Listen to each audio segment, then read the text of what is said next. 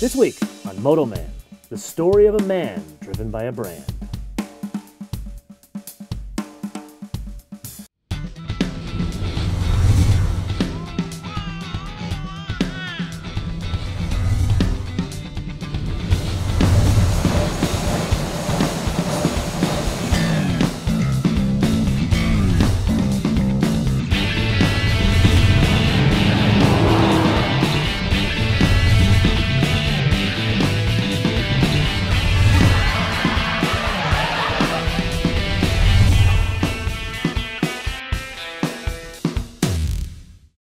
Politics, religion, and cars are all very personal decisions.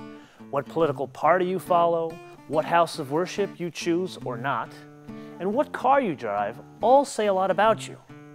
But short of being born into any one of these things, how does one go about deciding this aspect of their lives? In order to answer this question, let's take a look at the latest and not so late from a brand with a very loyal following.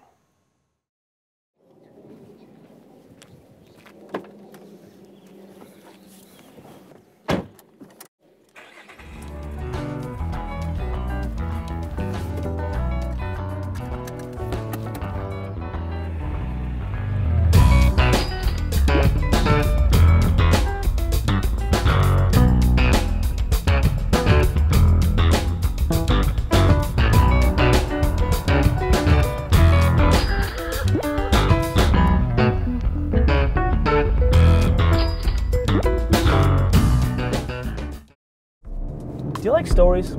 I hope you do, because this week I'm going to tell you a bit of a story. There once was a frustrated car guy, and he was, for the purpose of this story, stuck in a technology job. From 9 to 5, he talked about the internet and how its future would be in the palm of your hand. But from 5 to 9, he lived, breathed, and slept cars. Of course, like all car guys, he was able to find a bit of an outlet. It started innocently enough with Japanese sports cars. There was one slight diversion to American sports cars. Then he moved up to the big leagues, Deutschland's finest, both the low-fat and the full-fat versions of Der Wagens aus München. Despite many a track day and the constant quest to find the backroad equivalent of the double black diamond, there was just something missing. Something the frustrated car guy couldn't put his finger on at that point, but we'd later find out in the story that it was one word. But then, the frustrated car guy did something drastic. He didn't just change cars, he changed countries. He picked up and he moved to the place where F1 calls home.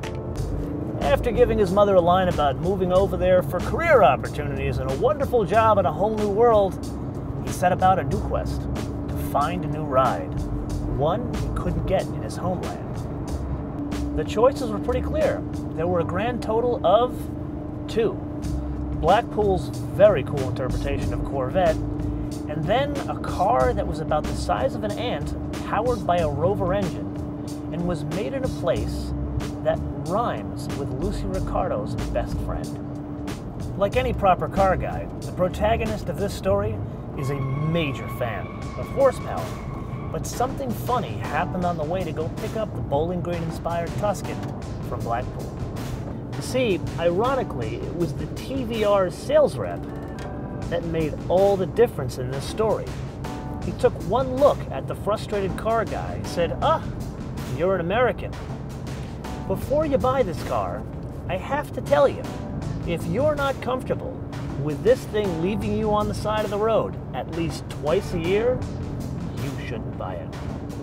Figuring what could go wrong with a 4-cylinder engine, a funky-looking aluminum tub, and roll-down windows, it was off to Ethel Mertz's namesake and being inducted into the church of Colin Anthony Bruce Chapman.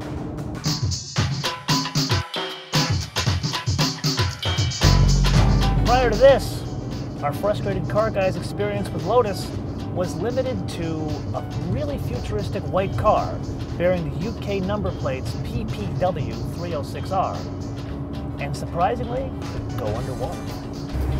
Like any acclimation process, there were surprises. On day one of our frustrated car guy's new relationship, British charm reared her ugly head. The roof leaked like a rusty garden hose. And then there was the advancement in Franco-British relations. The car itself was built in England, but the body panels came from the other side of the channel. But all of that didn't matter.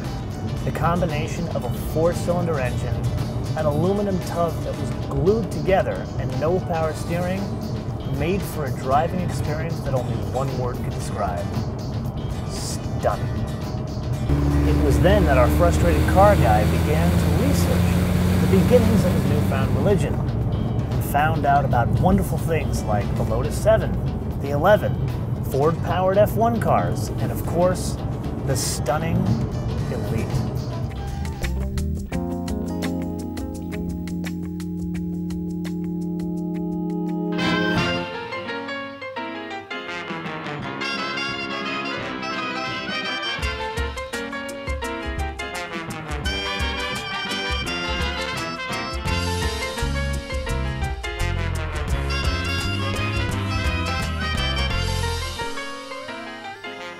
Lotus is timeless. When you drive a Lotus, you are not only praying in a different church, you are following the good book of Colin Anthony Bruce Chapman. And basically what that means is forget about lightness. Forget about everything you heard about Lotuses. That means that there's a lot of other cars you could have had, but you decided, I want a Lotus. You are wrapped in, for lack of a better term, an eggshell. Between this roof and the ground, the only piece of metal in this car, the drive shaft.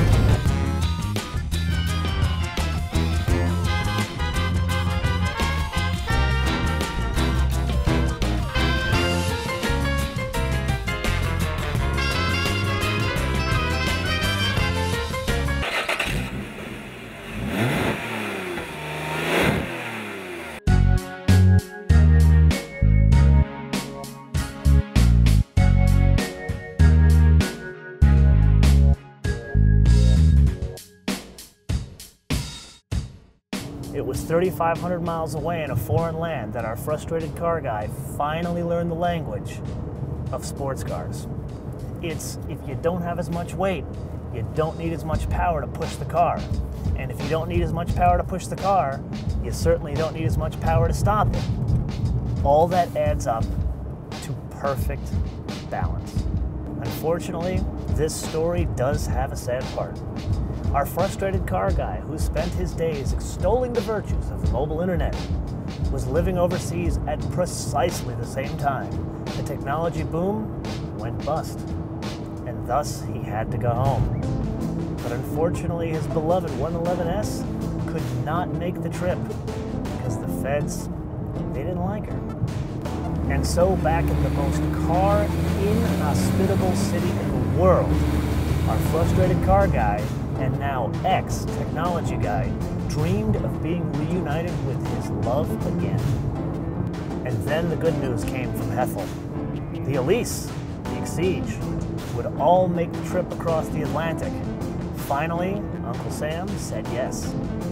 After being back in the land of more is better for a couple of years, our frustrated car guy still considered himself a devotee of Colin Anthony Bruce Chapman's good book. But you can take the boy out of America, but you can't take the America out of the boy. More power is always a good thing. And so, with 276 reliable Toyota horsepower, a roof that doesn't leak, and even a fancy navigation system, the frustrated car guy feels right at home.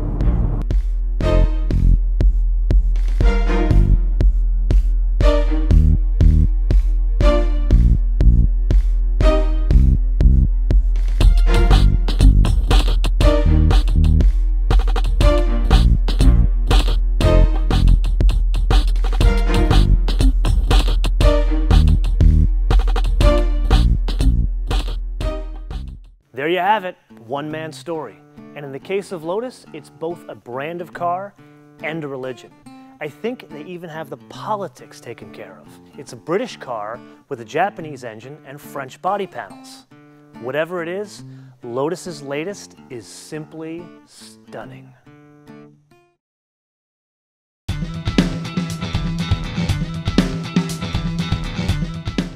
Prior to that, our frustrated car guy's total experience with Lotus was a fire truck. Politics, religion, and cars are all...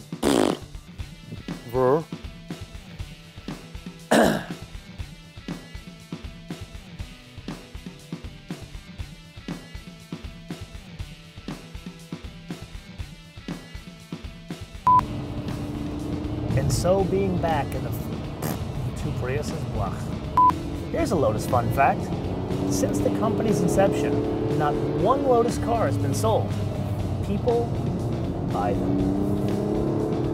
So I'm stuck behind 4 cars and a safety truck for a construction zone. They're repaving Moto Canyon the week I have an Evora.